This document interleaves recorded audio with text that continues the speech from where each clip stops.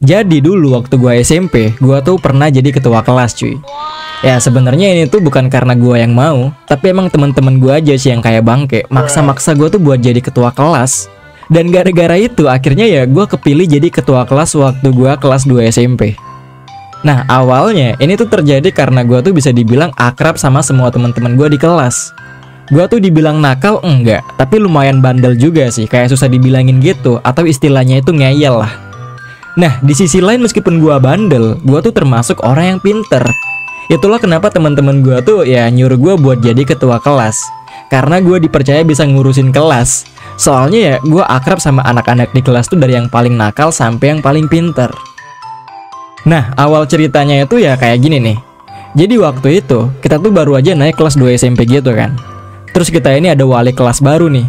Nah, hari itu hari pertama masuk di kelas 2 SMP. Jadi kita tuh perkenalan dulu lah dengan wali kelas kita yang baru ini. Terus juga dikasih jadwal pelajaran yang baru juga. Nah, di sini wali kelas kita nih bilang, "Oke, karena ini hari pertama kita masuk, jadi kita bakal pilih ketua dan wakil ketua kelas kita. Kira-kira siapa yang cocok?" Dan seketika teman-teman gue ini langsung nunjuk ke arah gue semua. Gue kaget dong. Sumpah gue nggak nyangka banget kalau teman-teman gue tuh bakal nunjuk ke arah gue. Karena ya gue sama sekali nggak merasa gue tuh spesial. Gue juga nggak tahu atas dasar apa orang-orang tuh nunjuk gue. Dan gue cuma bisa pelangak-pelongo doang tuh kayak orang dongo. Padahal emang dongo beneran. Soalnya gue kaget banget anjing. Bisa-bisanya gue direkomendasiin buat jadi ketua kelas. Terus wali kelas kita ini tanpa basa-basi langsung bilang, "Oke, berarti Nata yang bakal jadi ketua kelas kita." Dan semua orang langsung tepuk tangan dengan sangat-sangat meriah. Tapi di balik tepuk tangan yang meriah itu ada diri gue yang tersiksa atas pilihan yang sama sekali nggak gue inginkan, cuy. Bahkan gue sampai nge-lag banget. Ya bayangin aja, lu yang selama ini nggak pernah kepikiran jadi ketua kelas dan lu juga nggak tahu apa aja tugas ketua kelas, tiba-tiba lu jadi ketua kelas dalam sekejap mata. Kan bangke, cuy. Tapi ya udahlah ya, seiring berjalannya waktu, gue mulai bisa menjadi seorang ketua kelas tuh. Gue melakukan tugas-tugas menjadi seorang ketua kelas dengan sangat-sangat baik. Ternyata yang dibilang orang tuh bener. Lu tuh hanya perlu terbiasa untuk menjadi bisa. Karena beberapa masalah solusinya adalah jalanin aja.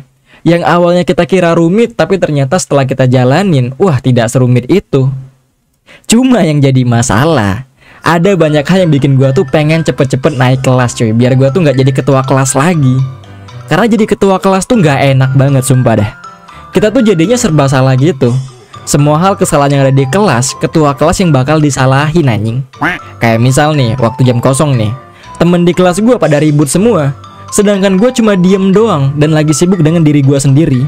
Tiba-tiba guru kelas sebelah dateng. "Noto, iya pak, kamu nggak lihat kelas kamu ribut begini sampai ngeganggu kelas lainnya lagi belajar?" Tapi kan saya nggak ribut pak." "Iya, tapi kamu itu ketua kelas. Di mana rasa tanggung jawab kamu sebagai ketua kelas, Nata?" "Aduh, iya maaf pak." Tuh, kan yang ribut orang lain yang disalahin gua. Padahal kalau mau gua bilangin juga ya mereka tuh belum tentu nurut semua kan. Terus yang lebih lucu lagi, kadang guru tuh nyuruh kita tuh sebagai ketua kelas buat nyatetin nama-nama orang yang ribut biar bisa dihukum sama guru. Tapi nggak semudah itu cuy. Itu buat mencatat nama mereka tuh berat banget. Karena ada diri gua yang kedepannya tuh bakal terancam nih. Ini temen gue nih habis kena hukum gara-gara namanya gue catet. Bisa-bisa habis itu gue juga yang kena pukulin sama mereka. Itu yang bikin gue tuh males banget jadi ketua kelas. Dan bukan cuma itu doang. Kadang waktu gue lagi males nih ngapa-ngapain, pasti ada aja yang bilang kayak gini, "Woi Nat, lu tuh ketua kelas, nggak boleh males-malesan kayak gitu." Tapi kan di mana letak jiwa kepemimpinan lu sebagai ketua kelas, Nat?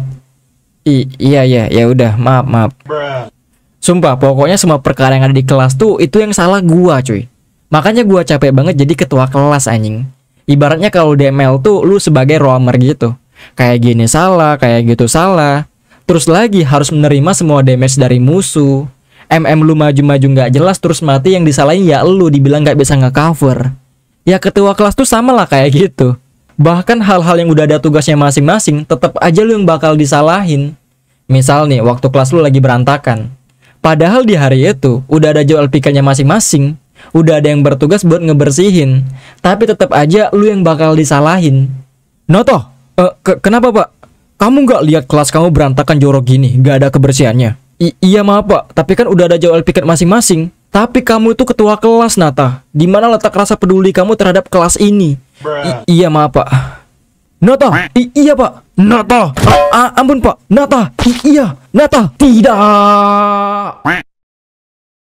Ya jadi itulah nggak enaknya ketika lu jadi ketua kelas. Semua hal yang ada di kelas ya tanggung jawab lu.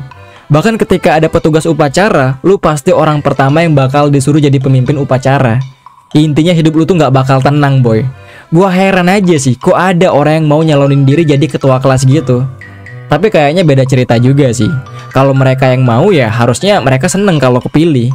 Ya sedangkan gua wajar aja gua nggak seneng, soalnya gua tuh dipilih secara paksa cuy. Dan untungnya pas kelas 3 SMP gua udah nggak jadi ketua kelas lagi. Selamat boy. Oke, jadi itu doang sih cerita gua soal nggak enaknya jadi ketua kelas. Kalau punya cerita yang sama, silahkan cerita aja di kolom komentar, oke? Jangan lupa di like, komen, dan juga subscribe. Oke, thank you.